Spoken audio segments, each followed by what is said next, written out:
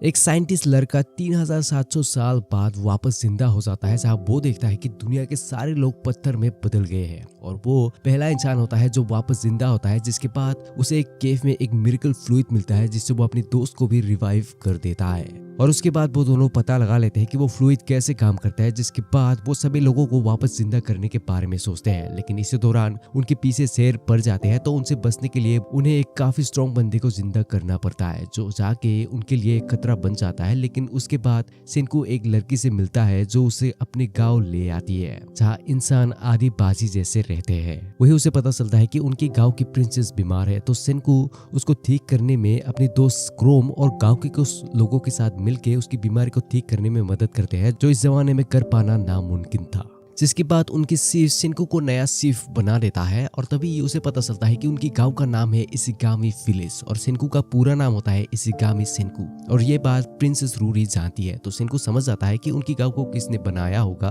क्योंकि पृथ्वी के सारे लोग पत्थर बन गए थे और यहाँ सिर्फ कोहाकू और कुछ लोगों के पास ही फॉरेन ब्लड है। लेकिन क्रोम और कोहाकू को कुछ भी समझ में नहीं आते, तो वो पूछते हैं कि क्या हुआ और रूरी वाला उसके बारे में कैसे जानती है। तो तब सिनको जवाब देता है कि उसे शायद उसके बारे में किसी माइथोलॉजी की स्टोरी से पता होगा, क्योंकि हर फ्यूचर प्रिंसेस को ये सब स्टोरी बताया जाता है जिससे वो नेक्स्ट जनरेशन को पास कर देती है। जिसके बाद ही हम सिनको के पास के बारे में देखते हैं, जहाँ उसके फादर को पता चलता है कि सिनको बचपन से ही काफी क्यूरियस बच्चा है और उसकी डैड का भी सपना था कि वो स्पेस में चला जाए, जिसके लिए वो टेस्ट भी देता था। लेकिन सिनको अलग था, क्योंकि वो खुद से कुछ बना के वहां जाना चाहता था। एक दिन उसकी डैड देखते हैं कि स्पेस एजेंसी स्पेस में ले जाने के लिए कैंडिडेट्स ढूंढ रहे हैं और क्योंकि सिनको की डैड को तैरना नहीं आता, तो तब सिनको लैब से ही एक बॉडी को ही उठा के ले आके उसके नर्व्स को देखने लगता है, क्योंकि उसमें इलेक्ट्रिक शॉक दे के वो किसी की भी बॉडी को ऑटोमेटिक कंट्रोल कर सकता है। तो ये करके वो उसकी डैड के लिए एक स्विम सूट बना देता है ताकि उसे तैरने में आसानी हो। लेकिन वो काम नहीं करता, बट वो उसकी बेटे की मेहनत को देख के अच्छे से प्रैक्टिस करके इंटरव्यू में सेलेक्ट हो जाता है। जिसके बाद जब उनके जाने के दिन आ जाता है, तब उसकी डैड एक टीवी की माइक को ही लेके सिनको को कहता है कि वो जल्द ही स्पेस से उसके लिए एक गिफ्ट लाने वाला है। उसके बाद फाइनली वो लोग स्पेस में चले जाते हैं। स्पेस में पहुंचने के बाद वो सभी एक इंटरनेशनल स्पेस स्टेशन से जुड़ जाते हैं, जहां उन्हें कुछ और लोग भी मिलते हैं। लेकिन उनके साथ एक सिंगर भी होता है जो उनसे अच्छे से बात नहीं करते, बट ये असल में एक मजाक होता है और रियल में वो सिंगर बहुत ही अच्छी होती है। जिसके बाद वो सभी बहुत ही जल्द दोस्त बन जाते हैं और स्पेस में अपने काम करने लगते हैं और वो सिंगर स्पेस से ही अपनी ऑडियंस के लिए गाना गाने लगती है। जिसके बाद वो सिनको की डैड को उसके पास के बारे में बताती है कि कैसे वो बहुत ही गरीब थी, जिसके बाद वो गाना गा के बहुत ही फेमस हो गई।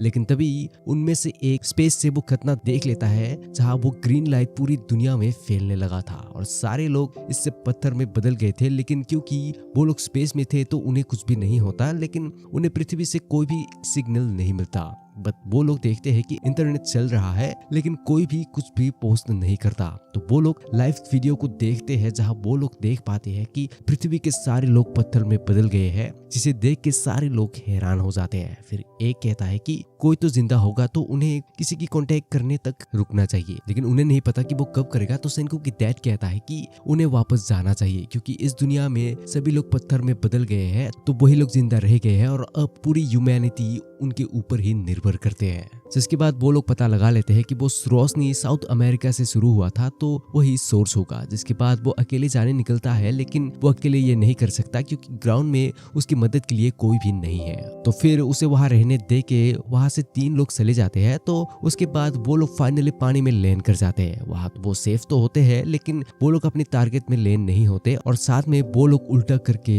लैंड करते हैं। तो अब वो लोग सोचने लगते हैं कि अब वो लोग क्या करेंगे। तो सिनको की डैड डिसाइड करता है कि वो उसकी मदद करने के लिए नीचे जाएगा। फिर वो लोग लैंड करके उसकी मदद करने आ जाता है और सभी एक आइलैंड में रहना शुरू कर देता है। तभी वो लोग किसी को देखते हैं, लेकिन वहां जाके वो लोग देखते हैं कि वो तो एक पत्थर है। जिसके बाद वो लोग वही अपनी रात बिताते हैं और ऐसे ही रहते रहते कुछ महीने कुछ साल बीत जाते हैं, जहाँ उनके और भी बच्चे हो जाते हैं और उनमें से 2 लोग भी शादी कर लेते हैं और ऐसे ही वो लोग इस दुनिया में रहना शुरू कर देते हैं। और वो लोग गिव अप नहीं करते, क्योंकि सिनको की डैड कॉन्फिडेंट होता है कि उसका बेटा जिंदा होगा और उसे पता है कि वो क्या चीज है और वो ये फिगर आउट कर लेगा कि यहाँ क्या हुआ है और फिर वो इस दुनिया के सारे लोगों को बचा लेगा। और इसी वजह से उसने डिसाइड किया था कि वो उसकी मदद के लिए कुछ दोस्त रेडी रखेगा। ये सारे स्टोरी रूरी से बता देती है। तो ये सुन के कोहाको युका पूछती है कि तो क्या वो लोग सेनको के रिश्तेदार है, तो वो कहता है नहीं, क्योंकि अब बहुत जेनरेशन बीत गए हैं तो कोई भी इतने जेनरेशन तक रिश्ता नहीं रखते। फिर उनके गांव के लोग नए चीफ के लिए सेलिब्रेट करने लगते हैं तो सभी उनके साथ ज्वाइन होकर पार्टी करने लगते हैं। लेकिन किनरो को गार्ड करने ले जाता है और यहाँ आसागिरी को भी गांव के लोग पार्टी में आने बुलाने लगते हैं। फिर सेनको और रूरी अकेले में साइड में चले जाते हैं, जिसके बाद हम पास में फिर से देखते हैं जहाँ उसकी डैड की पार्टी का एक मेंबर बुरी तरह से बीमार हो गई थी, तो उसकी मदद के लिए दो लोग आइलैंड से शहर की तरफ दवा लेने चले गए थे और अगर वो लोग नहीं आए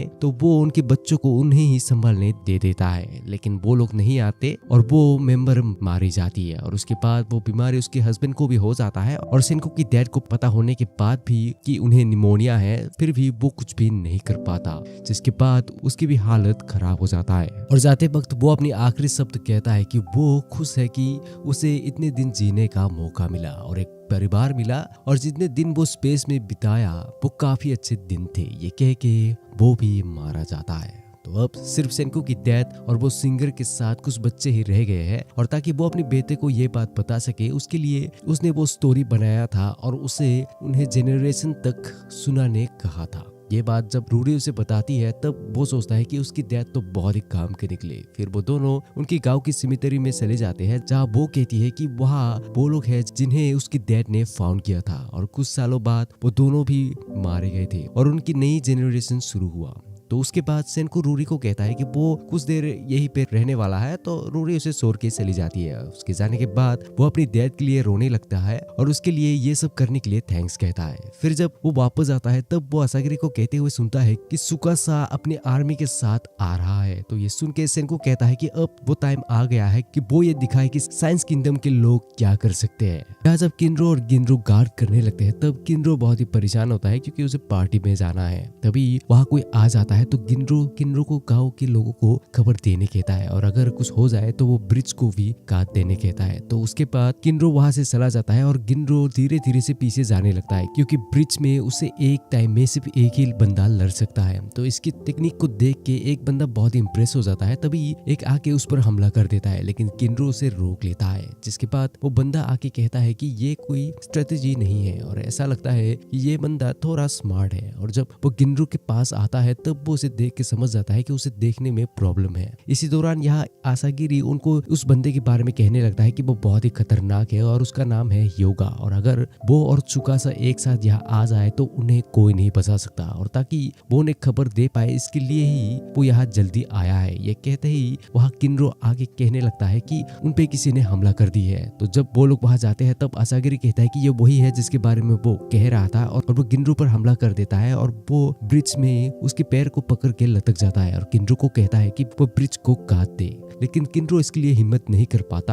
तो इसे देख के सेनको एक पाइप में कुछ मिट्टी डाल के उस पे बारूद डाल देता है, जिसे देख के आसागिरी समझ जाता है कि वो क्या करने की कोशिश कर रहा है। तो वो एक पत्थर को लेके मैग्मा के पास जाता है और उसको जोर से उनकी तरफ फेंकने कहता है। तो तब वो पूछता है कि वो बोला उसकी बात क्यों मानेगा। तो तब वो जवाब देता है कि सेनको अब उनकी गांव की चीफ है तो उसे उसके लिए ये करना ही पड़ेगा। तो जब सेनको बारूद में आग लगा देता है तब आसागिरी उसे फेंकने कहता है और तभी वो फटता है और वो पत्थर कहीं जाके लगता है। और इसी सांस में आसागिरी उनको कहने लगता है कि इस गांव ने बंदूक बना ली है तो उन्हें वहां से भागना चाहिए। फिर वो सभी वहां से भागने लगते हैं लेकिन युगा रुक के सेनको को देख के पूछता है कि उन्होंने बंदूक बना ली है तो इसका मतलब वो बंदा वही है। तो तब सेनको कहता है कि हाँ उसने सही कहा और जाके सुकासा को कहो कि सेनको अभी जिंदा है और वो उसका वेट कर रहा है अपने आर्मी के साथ गन्स लेके। उनके जाने के बाद सेनको किनरो को कुछ खिला के उसके ऊपर कुछ डालने लगता है और यहाँ वो लोग उनसे भाग के आने के लिए बहुत ही गुस्सा होते हैं। तो आसागिरी उनको स्टॉर्म के बीच हमला करने के बारे में कहता है और ये बात सेनको जानता है क्योंकि आसागिरी उन्हें इसके लिए मना लेगा जो असल में उनके फेवर में होगा। लेकिन यहाँ युगा को पता है कि वो लोग हार जाएंगे तो वो उन्हें जाने के लिए मना करता है, लेकिन बाकी लोग ये नहीं मानते और हमला करने के बारे में कहते हैं। तो ये सुन के युगा मान जाता है क्योंकि उसे फर्क नहीं पड़ता कि उनका क्या हो। इसी दौरान वहाँ सेनको गिनरो के लिए एक क्लास बना देता है, जिसके बाद सेनको अपने काम में लग जाता है जहाँ वो कहता है कि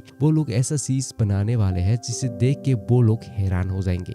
और जब वो ये बात ओल्ड मैन को बताता है तब वो बहुत ही मोटिवेट हो जाता है, वेल कुछ ज्यादा ही। फिर वो सभी काम में लग जाता है, जिसके बाद जब स्टॉर्म शुरू होने लगता है तब दुश्मन उन पे हमला करने आ जाते हैं। क्योंकि बारिश में वो लोग गन्स की यूज नहीं कर पाएंगे, लेकिन वहाँ उनके लिए सेनको रेडी होता है और उनके आते ही सेनको हंसने लगता है। और जब वो लोग उन पे हमला कर देते हैं तभी वो लोग जापानीज कताना से उन पे हमला कर देता है, जो बहुत ही शार्प होता है, जिसे देख के बाकी लोग हैरान हो जाते हैं कि उन्होंने वाला इसे कैसे बनाया। तो तब हम उनके प्रोसीजर को देखते हैं, जहाँ सेनको आयरन को लेके उसे पीटने लगता है, जो वो 2 बार करता है। लेकिन कताना को बनाने के लिए बहुत बार करना पड़ता है, लेकिन वो लोग सिर्फ 2 बार ही करेंगे क्योंकि उनके साथ साइंस है और वैसे भी वो लोग रियल कताना आर्टिस्ट नहीं है। तो सेनको कुछ केमिकल्स को ब्लेड में मिला देता है, जिसे उनकी स्वॉर्ड कताना की फर्स्ट कॉपी बन जाता है। तो इसे बाकी सभी डरने लगते हैं। तो तब इसे देख के ह्यूगा आगे आ जाता है और कहता है कि यही उनका प्लान था। तभी वो अपनी स्पीयर को घुमा के उन पर हमला कर देता है, जिसके वार से वो लोग नहीं बच पाते। तो तब पीछे से असागिरी उन तीनों सबसे स्ट्रॉन्ग बंदे को अटैक करने कहता है। तो तब वो कहता है कि हाँ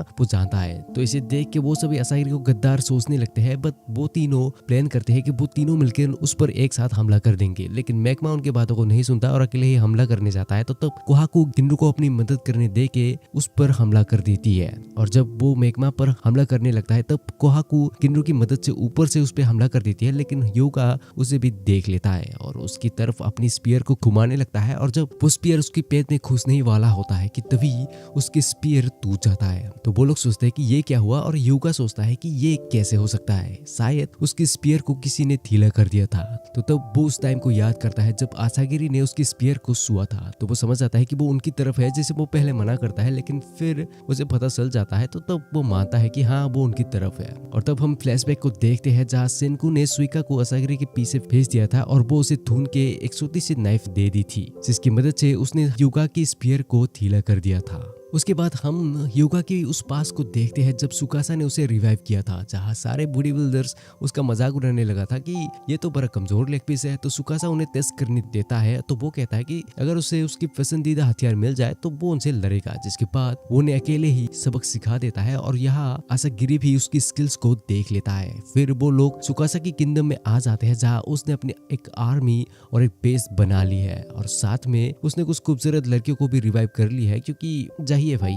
जिसके बाद सुकासा उसे अपने मिशन बताता है कि कैसे वो उन लोगों को रिवाइव करना नहीं चाहता जो लोग बुरे हैं। तो ह्यूगा भी उसके साथ एग्री करता है, क्योंकि ये दुनिया अभी इतने सारे लोगों को खिलाने के काबिल नहीं है। जिसके बाद वो उसे सेनको के बारे में कहता है कि कैसे वो सारे लोगों को वापस जिंदा करना चाहता था, जिसकी वजह से उसने उसे मार दिया। फिर यहाँ प्रेजेंट में जब ह्यूगा की स्पीयर को वो लोग तोड़ देते हैं तब ये देख के सभी लोग वहां से भाग जाते हैं और ह्यूगा उनकी टीम वर्क और चीजों को बनाते हुए देख काफी इंप्रेस हो जाता है। लेकिन फिर वो बताता है कि वो लोग इसके लिए नहीं आए थे। तभी वो लोग पीछे मुड़ के देखते हैं जहां उन्होंने उनकी गांव में आग लगा दी है। फिर जब रूरी अपने बॉडीगार्ड को दूसरे की मदद करने कहता है तभी उनके ब्रिज को एक लड़की आग जला के तोड़ देती है। जिसके बाद जब वो आने लगती है तब एक सिफ और कोहाकू उस पर हमला करने की कोशिश करता है, लेकिन वो इतनी प्रो होती है कि वो बिना उनसे लड़े ही ऊपर कूद के ह्यूगा के पास आ जाती है। तो ये सब करने के बाद वो दोनों वहां से चले जाते हैं। जिसके बाद सभी लोग गाँव के लोगों को वहां से निकलने कहते हैं, क्योंकि वो लोग आग को नहीं बुझा सकते। लेकिन क्योंकि रूरी की ब्रिज टूट गई है तो वो लोग वही रहते हैं। और यहाँ वो लोग सभी को साइंस की किंगडम में ले आते हैं, लेकिन उन्हें जंगल से ह्यूगा और उसकी पार्टी देखने लगते हैं। तभी वो लड़की वापस आके फिर से आग जला देती है तो वो लोग उसे बुझाने लगते हैं। तो ये सब देख के किनरो बहुत ही परेशान होने लगता है और ये सब सुइका भी सुन लेती है। जिसके बाद वो डिसाइड करती है कि वो उनकी मदद करेगी। तो वो उनकी मदद करने के लिए सारे लोगों के ध्यान खींच के लोगों को अपने पीछे दूर ले जाने लगती है, जहाँ वो डिसाइड करती है कि वो उन्हें बाहर की तरफ ले जाएगी। तो ये सब जब सबको पता चलता है तब सेनको ये सुनते ही उस एसिड की झील के बारे में याद करता है और सोचता है कि कुछ बुरा होने वाला है। जिसके बाद वो ऊपर की तरफ जाने लगती है तो तभी वो गैस की एक हवा वहां आ जाता है और तभी वहां सेनको और कोहाकू भी आ जाती है और कोहाकू उसे लेके एक पैर में सर के एक मास्क पहना देती है। तो तब बाकी सभी भी इसे नोटिस करके पैर में सर जाते हैं। जिसके बाद वहां सेनको आ जाता है तो वो सब उससे पूछता है कि ये उसने की है ना। तब वो कहता है हाँ ये उसने की है और उन लोगों ने किंगडम ऑफ साइंस में हमला करके गलती की है। उसके बाद क्योंकि उनके पास मास्क है तो वो लोग वहां से चले जाते हैं और उनके जाने के बाद वो लोग सोचने लगते हैं कि शायद वो लोग कोई ट्रिक कर रहे हैं। तो ये सुन के ह्यूगा उन्हें टेस्ट करने जाने कहता है और वो तीनों को नीचे गिरा देता है और वो तीनों नीचे गिरते ही मारे जाते हैं। तो तब ह्यूगा सोचता है कि उन लोगों ने कुछ ज्यादा ही तरक्की कर ली है, तो वो डिसाइड करता है कि उन्हें अपनी पूरी आर्मी के साथ उनसे लड़ना पड़ेगा। और यहाँ सेनको भी ये जानता है कि वो लोग ऐसा करेंगे। तो फिर यहाँ जब गांव के लोग अपने घर को वापस बनाने लगते हैं, इसी दौरान आसागिरी सेनको को पूछता है कि उसका नेक्स्ट मूव क्या होगा और वो लोग सुकासा को बता देंगे कि वो जिंदा है। तो वो कहता है कि हाँ, और उसे पता होगा कि वो लोग गन पाउडर इतनी जल्दी नहीं बना सकते क्योंकि सुकासा जिस केमिकल से लोगों को रिवाइव करता है उसे बनाना काफी आसान है, लेकिन क्योंकि उन्होंने एक को भी रिवाइव नहीं किया है तो उसे पता होगा कि उनके पास नाइट्रिक एसिड नहीं है जिसे बनाना थोड़ा मुश्किल है और उसे ही वो लोग गन पाउडर बना सकते थे। और सुकासा स्मार्ट है तो उसे ये पता चल जाएगा, लेकिन बाकी सभी कुछ भी समझ नहीं पाते। तो वो कहता है कि सुकासा उन्हें एक आर्मी के साथ हमला करने वाला है जिसे रोकने के लिए उनके पास गन्स नहीं होंगे। तो किनरो पूछता है कि वो लोग क्या करेंगे, तो तब वो कहता है कि उन्हें उन पे पहले हमला करना पड़ेगा, वो भी एक कमाल के साइंटिफिक खिलौने के साथ। ये सुन के सभी लोग शौक हो जाते हैं, लेकिन कोहाकू इसके लिए मान जाती है। जिसके बाद क्रोम पूछता है कि वो लोग क्या बनाएंगे, तो तब सेनको कहता है कि वो लोग बहुत ही खतरनाक हथियार बनाने वाले हैं। जिसके बाद वो कहता है कि वो एक सेलुलर फोन बनाने वाला है। ये सुन के किसी को कुछ भी समझ नहीं आता, लेकिन आसागिरी इससे होप खो देता है। तो सभी इसके बारे में सोचने लगते हैं कि ये वाला क्या चीज है। जिसके बाद वो उन्हें बता देता है कि इससे वो लोग कम्युनिकेट करके दुश्मन का पता लगा सकते हैं, जिससे उन्हें एक एडवांटेज मिलेगा। लेकिन वो लोग सोचते हैं कि उनका स्पाई कौन होगा। तो तब सेनको कहता है कि उनके पास पहले से ही दो है। तभी उन्हें याद आता है ताइजू और यूजुरिया के बारे में, और क्योंकि ताइजू सेलफोन के लिए बहुत ही एक्साइटेड था तो वो सोचता है कि वो इससे बहुत ही खुश होने वाला है। तो उसके बाद वो लोग इसे बनाने के लिए एक मैप बनाते हैं। जिसके बाद वहाँ ह्यूगा आके सुकासा को भी कह देता है कि सेनको असल में जिंदा है। तो वो कहने लगता है कि उन्हें बहुत ही ध्यान से उन पर हमला करना पड़ेगा, और क्योंकि उनके गांव के आसपास पानी है तो उन्हें उनसे लड़ने में परेशानी होगा क्योंकि वो लोग पानी में लड़ने के लिए रेडी नहीं है। इसी दौरान यहाँ क्रोम सेनको को पूछता है कि अगर सुकासा को पता चला कि वो जिंदा है तो क्या वो दोनों को नहीं मार देगा। तब सेनको कहता है नहीं, उन्हें मारना वेस्ट होगा, वो उन्हें जरूर एज ए होस्टेस रखेगा। ये बात जब ह्यूगा सुकासा से पूछता है तब वो कहता है कि उन्हें उसके बारे में फिक्र करने की कोई जरूरत नहीं है, लेकिन उन पर नजर रखना पड़ेगा, और अगर वो लोग स्पाई बन भी गए तभी वो दोनों उन तक इतनी जल्दी खबर नहीं पहुंचा सकते। लेकिन वो ये जानता है कि वो लोग भी पहले हमला कर सकते हैं, लेकिन वो कहता है कि उसकी राइट हैंड उन पे नजर रख रही है, और क्योंकि उनके पास भी टेक नहीं है तो उन्हें खबर देर से मिलता है। जिसके बाद वहाँ सेनको और बाकी मोबाइल बनाने के काम में लग जाते हैं, जहाँ क्रोम और ओल्ड मैन बहुत ही एक्साइटेड होते हैं। तो वो उन्हें थोड़ा बहुत समझा देता है कि वो कैसे काम करता है। फिर आसागिरी आके पूछता है कि वो लोग पहले क्या बनाएंगे। तब सेनको कहता है कि वो लोग एक कॉटन कैंडी मशीन बनाएंगे। ये सुन के आसागिरी अपनी वो पूरी तरह से खो देता है। तो वो लोग अपने काम में लग जाता है। फिर वो बनने के बाद सेनको उन्हें ये कैसे काम करता है ये बता देता है। तब क्रोम समझ जाता है कि वो लोग इससे सोते वायर्स बनाने वाले हैं। जब वो कुछ गोल्ड लेने जाता है तब सेनको कहता है कि पहले वो लोग इसे टेस्ट करेंगे।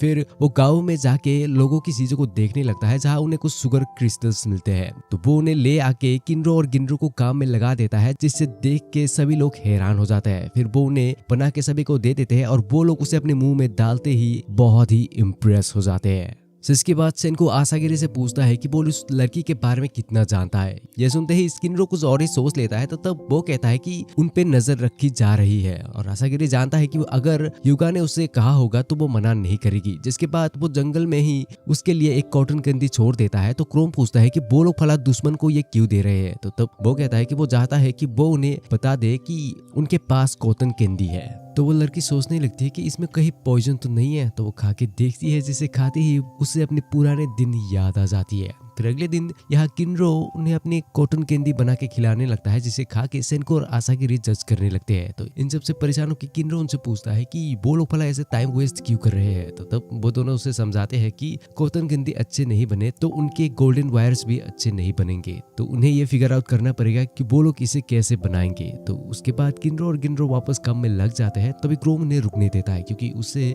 पता चल गया है कि जब उनकी स्पीड रुकता है तब वो कैंडीज खराब हो जाते हैं, यानी कि उन्हें उन्हें इसे एक ही स्पीड से घुमाते रहना पड़ेगा। तो वो सभी इसे करने के तरीके ढूंढने लगते हैं। तभी सेनको कहता है कि उससे पता है कि उन्हें क्या करना चाहिए। इसके बाद वो पहला गियर बना लेता है और इसके लिए वो लोग कोहाकू की सील को यूज करेंगे। ये सुन के एक सीफ परेशान हो जाता है क्योंकि उसने उसे जीत के अपनी बेटी को दिया था। तो वो सोचता है कि शायद कोहाकू नहीं मानेगी, लेकिन उसे देने में कोई प्रॉब्लम नहीं है। तो फिर वो उस पे कुछ चीजें गार के उसे गियर के साथ लगा के घुमाने लगता है और इसे देख के क्रोम को एक आइडिया आ जाता है और वो साइड में जाके ओल्ड मैन को भी ये बात बता देता है, जिसे वो बहुत ही एक्साइटेड होके उसे बनाने चला जाता है। जिसके बाद वो लोग गोल्ड वायर्स को बना के उन्हें जोड़ने लगते हैं, जहाँ कोहाकू पूछती है कि उसे इन्हें कितना लंबा बनाना होगा। तो सेनको कहता है कि उन्हें उस पहाड़ तक पहुंचाना पड़ेगा। ये सुन के सभी लोग परेशान हो जाते हैं, लेकिन क्योंकि वो गाँव का चीफ है तो वो सभी लड़की और बच्चों को इस काम में लगा देते हैं। जब सभी लोग ये काम करने लगते हैं तब वहाँ क्रोम और ओल्ड मैन कुछ बनाने में लगे रहते हैं और 3 दिन और 3 रात बाद वो इसे बना के फाइनली कंप्लीट कर लेते हैं और आके सेनको को बताते हैं। जिसके बाद वो लोग जाके देखते हैं कि उन लोगों ने वाटर व्हील बना ली है। ये देख के सभी हैरान हो जाते हैं, लेकिन वो लोग ये बिना जाने कि ये क्या है इसे बना दी है। तो इसे देख के सेनको इम्प्रेस हो जाता है। जिसके बाद वो इसे थोड़ा सा मॉडिफाई करके और इलेक्ट्रिक जनरेटर को लगा के उसके पावर से इलेक्ट्रिक बनाने लगता है और इसे देख के सभी लोग हैरान हो जाते हैं और अब उन्हें लेबर की कोई जरूरत नहीं होगा। लेकिन क्योंकि उनकी इलेक्ट्रिक बस वेस्ट हो रहा है तो उन्हें अब बैटरी बनाना पड़ेगा और ये उनकी मोबाइल बनाने के लिए भी बहुत ही काम आने वाला है। तो उसके बाद वो सभी एक बोतल में बैटरी बनाने लगते हैं, लेकिन किन्रो को यकीन नहीं है कि इसके अंदर इतना पावर होगा। तो वो सोता है और उसे अच्छे से ज्ञान मिल जाता है और क्योंकि उन दोनों को अब उससे घुमाना नहीं पड़ेगा तो इससे वो दोनों बहुत ही खुश हो जाते हैं। लेकिन उन्हें अभी भी कोहाकू के साथ ट्रेनिंग करना पड़ेगा। लेकिन यहाँ क्योंकि क्रोम और ओल्ड मैन 3 रात बिना सोए वाटर व्हील को बनाया था तो वो बहुत ही थक जाते हैं और यहाँ जब सेनको अकेले ही गियर को बनाने लगता है तब वो बार बार टूटने लगता है। तो उसके बाद वो दोनों किसी तरह से उठ के उसकी गियर की ब्लूप्रिंट को देखता है और उसे देखते ही वो दोनों फिर से मोटिवेट हो जाते हैं और उसे जल्द ही बनाने लगते हैं। जिसके बाद वो लोग उनकी ओवन में हवा देने के लिए एक गियर बना लेते हैं, यानी कि अब उन्हें उसके लिए भी लोगों की मदद की जरूरत नहीं होगा। तो इससे देख के सारे लोग बहुत ही खुश हो जाते हैं। इसके बाद वो सभी लाइट बल्ब बनाने लगते हैं, लेकिन उसे बनाना बहुत ही मुश्किल है। लेकिन ओल्ड मैन हार नहीं मानता क्योंकि उसे बहुत ही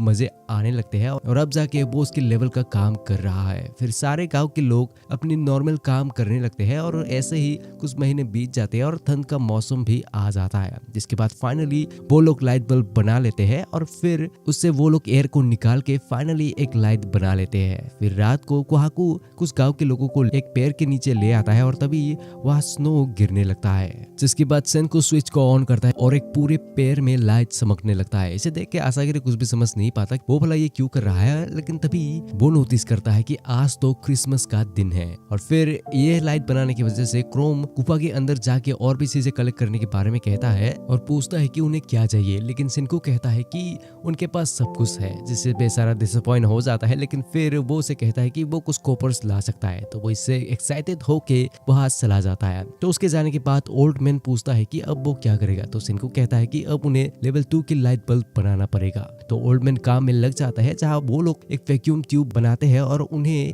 अंदर की हवा को खत्म करने के लिए अंदर कुछ जलाना पड़ेगा। लेकिन पहली बार में वो लोग फेल हो जाते हैं क्योंकि उससे हिसाब करना थोड़ा मुश्किल है। लेकिन वो दोनों हार नहीं मानते और तभी वहाँ क्रोम भी और कॉपर के साथ आ जाता है। तो उसे लेके वो फिर से ट्राई करता है, लेकिन इस बार अंदर की तार ही जल जाता है। तो ऐसे करते करते वो लोग बहुत बार फेल हो जाते हैं और लास्ट में सेनको कहता है कि उनके पास ऐसा कुछ भी नहीं है जो वो लोग यूज कर सकते हैं। फिर जब रात को वो सोने जाता है तब वो इसी सोच की वजह से सो ही नहीं पाता और इसी दौरान यहाँ सुई का कुछ पत्थर को ढूंढने लगती है कि शायद वो कुछ काम का ढूंढ पाए। लेकिन जब सेनको बिस्तर से निकल के बाहर आता है तभी आसागिरी उसके आगे निकल आता है और कहता है कि सभी लोग सनराइज को देखने के लिए तैयार है क्योंकि आज न्यू ईयर है। तो इसके बाद वो सभी एक पहाड़ में चले जाते हैं और जब सूरज निकलता है तभी सुइका के हाथ में एक पत्थर चमकने लगता है। इसे देख के वो लोग कुछ भी समझ नहीं पाते। तो तब सेनको कहता है कि ये पत्थर इसीलिए ग्लो कर रहा है क्योंकि वो अल्ट्रावायलेट लाइट से चलता है और इसी चीज को 21st सेंचुरी में फिलामेंट्स बनाने में यूज करते हैं और इसका नाम है टंगस्टन, जो सबसे स्ट्रॉन्ग मेटल है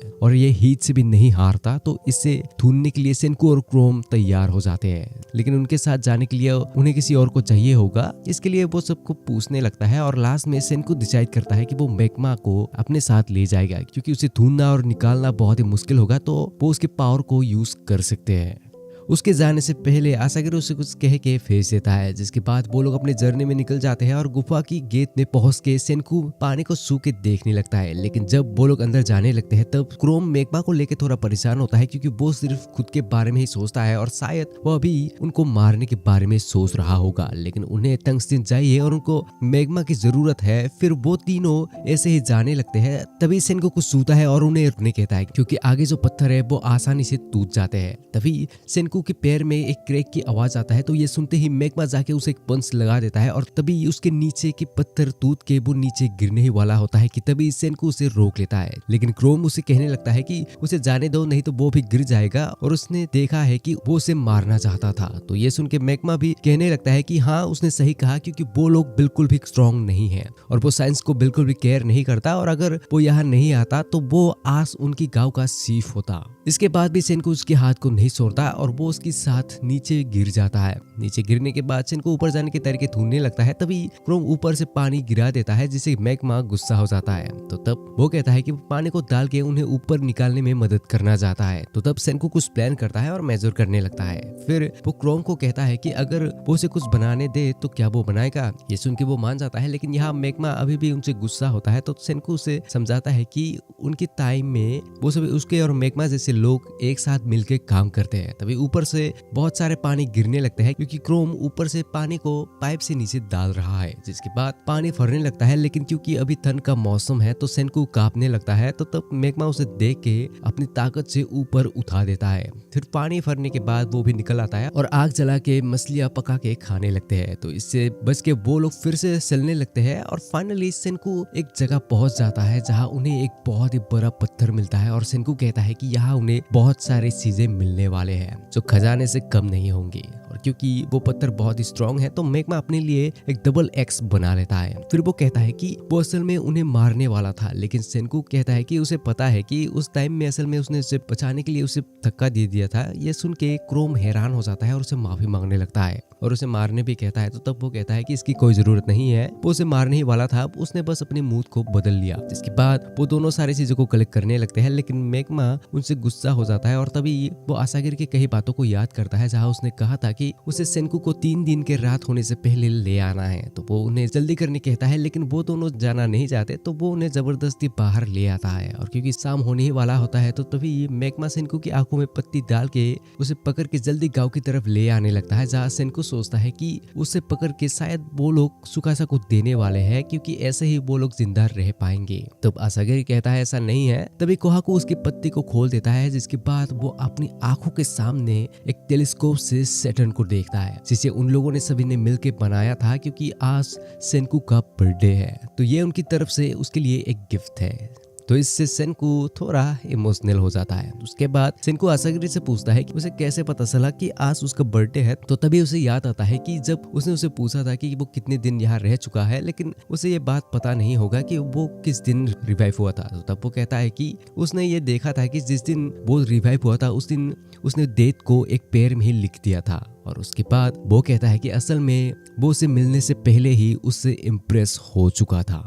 फिर यहाँ क्योंकि सेनको और बाकी सब बहुत सारे पत्थर ले आते हैं तो उसे देख के सभी लोग बात करने लगते हैं, और क्योंकि सुकासा उन्हें स्प्रिंग में हमला कर देगा तो उन्हें जल्दी करना पड़ेगा। तो तब सेनको कहता है कि उनके पास सारी चीजें आ गए हैं, अब उन्हें सिर्फ चीजों को मिलाना है। ये कहते ही मैग्मा पत्थर को तोड़ने लगता है, जिसे देख के सभी लोग उसे रोकने कहता है। तो तब सेनको कहता है कि कोई बात नहीं, वैसे भी वो लोग उसे पाउडर बनाने वाले थे। तो ये सुन के वो बहुत ही गर्व करने लगता है। इसके बाद वो फिर से पत्थर को तोड़ने में लग जाता है। तब एक सिर्फ उसे मदद करते हुए देख हैरान हो जाता है, क्योंकि वो ऐसा टाइप का बंदा नहीं था। जिसके बाद सारे पत्थर पाउडर बन जाते हैं और अब उन्हें उसे एक ट्यूब में डाल के गर्म करना पड़ेगा। तो क्रोम और ओल्ड मैन उसे ओवन में डालने के बारे में कहता है, लेकिन सेनको कहता है कि ऐसे तो ग्लास भी मेल्ट हो जाएगा, उन्हें ऐसा तरीका ढूंढना पड़ेगा कि सिर्फ अंदर की टंगस्टन ही गर्म हो। तो ओल्ड मैन कहता है कि इसका मतलब उन्हें हीट को पिन पॉइंट करना पड़ेगा। तो सेनको कहता है हाँ, क्योंकि उनके पास टाइम कम है तो वो केमिकल्स वाला काम करेगा और दूसरा हीट को पिन पॉइंट करने का काम करना पड़ेगा। तो तब क्रोम पूछता है कि उनके पास तो दूसरा साइंटिस्ट नहीं है। तब सेनको चुप रहता है, तो तब क्रोम समझ जाता है कि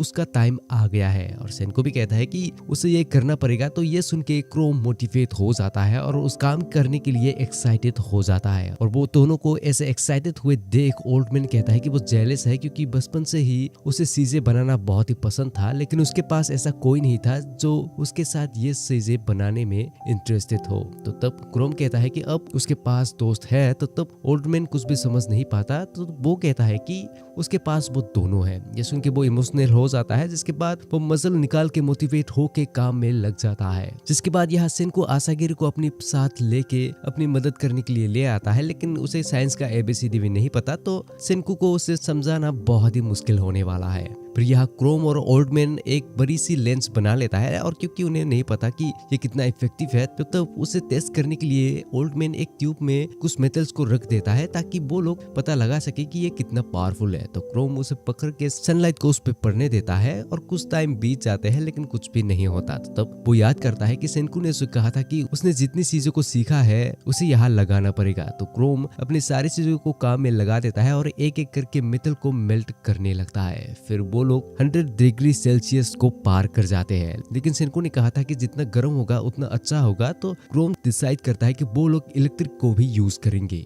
जिसके बाद सुबह फाइनली सेनको अपनी केमिकल के काम को खत्म कर लेता है। जिसके बाद जब वो बाहर आके देखता है, तब वो क्रोम के काम को देख के हैरान हो जाता है, लेकिन ये सब इतना भी बुरा नहीं होता, तो वो इसके लिए मान जाता है। तो ये सुनते ही सारे लोग काम में लग जाते हैं और उन्हें देख के गांव के लोग हैरान हो जाते हैं। और फाइनली वो लोग टंगस्टन बना लेते हैं, जिसके बाद अब उन्हें एक एयर पंप बनाना पड़ेगा, जिसके लिए सेनको ओल्डमैन को कहता है कि शायद ये उसके लिए मुश्किल होने वाला है, लेकिन वो कॉन्फिडेंट होता है और सेनको के हाथ से वो ब्लूप्रिंट लेके देखता है। लेकिन जब वो उसे देखता है तब वो देख के शॉक हो जाता है, क्योंकि इसे बनाना बहुत ही मुश्किल होने वाला है। ये सुनते ही आसागिरी अपने काम में लग जाता है ताकि वो ओल्डमैन को मोटिवेट कर सके। तो ये सुन के ओल्डमैन कहता है कि उसे ये करने की जरूरत नहीं है, वो ब्लूप्रिंट देख के ही मोटिवेट हो गया है। लेकिन वो कहता है कि उसे इसके बदले एक फेवर चाहिए होगा। वो चाहता है कि वो भी उसके साथ मिलकर ये काम करे, क्योंकि वो लोग दोस्त हैं। तो तब वो सेनको के साथ हाई फाई करके काम में लग जाते हैं। जिसके बाद सेनको कहता है कि उन्हें अब प्लास्टिक बनाना पड़ेगा। तो तब आसागिरी कहता है कि क्या ये पॉसिबल होगा, क्योंकि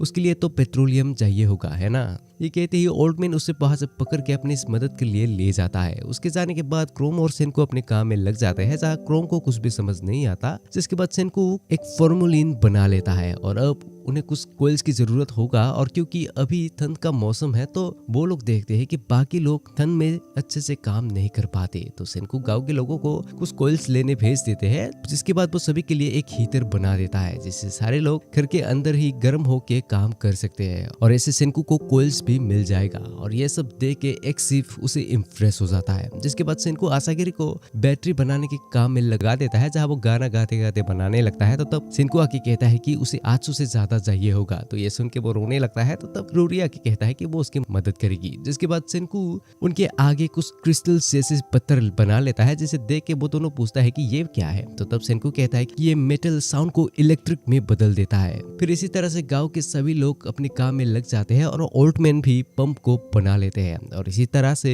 काम करते करते वो लोग काम पूरा कर लेते हैं और दुनिया का सबसे पहला सेल फोन फिर से बना लेते हैं। यानी कि अब फाइनल बैटल का टाइम नजदीक आ गया है। तो इसे बनाने के बाद कोहाको पूछती है कि उसे ये बिल्कुल यकीन नहीं है कि कोई इसे कैसे सुन सकता है। ये सुन के सेनको अचानक सीरियस हो जाता है, तो जिसे देख के बाकी लोग हैरान हो जाते हैं। तो तब वो कहता है कि वो तो इसके बारे में भूल ही गया था। तो तब आसागिरी कहता है कि उसे पता है कि उससे तो चाहिए होगा, है ना। तो फिर वो लोग तार को बिछाने में लग जाते हैं, जहाँ वो अपनी लैब से रूरी की केबिन तक ले आता है। और यहाँ क्रोम पहले उससे बात करने वाला है। तो ये देख के किन्रो को एक आइडिया आता है और कहने लगता है कि क्योंकि वो रूरी से बात करने वाला है, तो क्यों ना वो उसकी फीलिंग्स को उसके सामने कह दे। ये सुन के सभी थोड़े एक्साइटेड हो जाते हैं। जिसके बाद सुई का स्विच को ऑन कर देती है और क्रोम कहता है रूरी। ये सुनते ही सभी लोग और भी एक्साइटेड हो जाते हैं, लेकिन फिर वो कहता है कि साइंस बहुत ही कमाल का है ना। ये सुनते ही यहाँ रूरी और उसके साथ बाकी लोग हैरान हो जाते हैं। और तब रूरी कहती है कि ये बिल्कुल स्पीकर जैसी है। ये सुनते ही सेनको हैरान होकर पूछता है कि उन्हें इसके बारे में कैसे पता। तो तब वो कहती है कि उन्हें इसके बारे में एक स्टोरी सुनी थी, जहाँ कहा गया था कि एक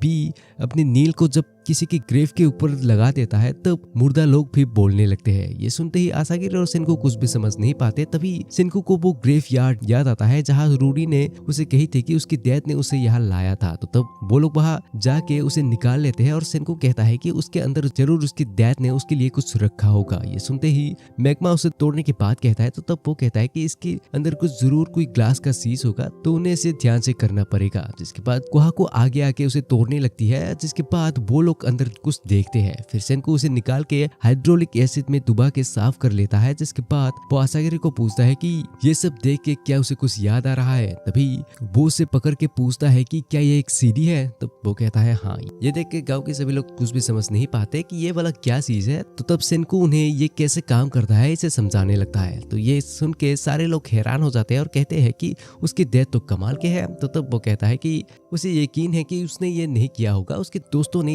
इसे बनाया होगा। जिसके बाद रूडी उसके लिए एक निडल ले आती है और फिर सेनको एक स्पीकर बना लेता है। फिर जब गांव के लोग जमा हो जाते हैं तब किंरो अपने काम में लग जाते हैं और तभी उसे आवाज निकलने लगता है, जिसे सुन के सभी लोग हैरान हो जाते हैं। और सेनको की डेथ को यकीन होता है कि सेनको जरूर एक दिन रिवाइव होके मैसेज को सुनेगा। तो वो कहता है कि अगर वो गांव के लोगों के दिल को ना जीत पाए तो उन्हें ये सुना दो। तो तभी उनकी ग्रुप की वो सिंगर एक काफी अच्छी सॉन्ग गा देती है। तो ये सुन के सारे गांव के लोगों की आंखों से आंसू निकल आते हैं और क्रोम ये सुन के पूछता है कि उनके टाइम में इसके जैसे और भी गाना होता होगा, है ना। तब वो कहता है हाँ, और उसके साथ बहुत सारे चीजें थे जैसे गेम्स, सोशल मीडिया, ये सब। तो ये सुन के गांव के लोग बहुत ही एक्साइटेड और मोटिवेट हो जाते हैं। जिसके बाद कोहाको उसे आके कहती है कि उसने वो कर दी है जो उसने कहा था कि वो किंगडम ऑफ साइंस बनाएगा। तो तब वो कहता है हाँ, और अब वो टाइम आ गया है जब वो अपने दोस्तों से फिर से मिलेगा। तभी वहाँ ताइजू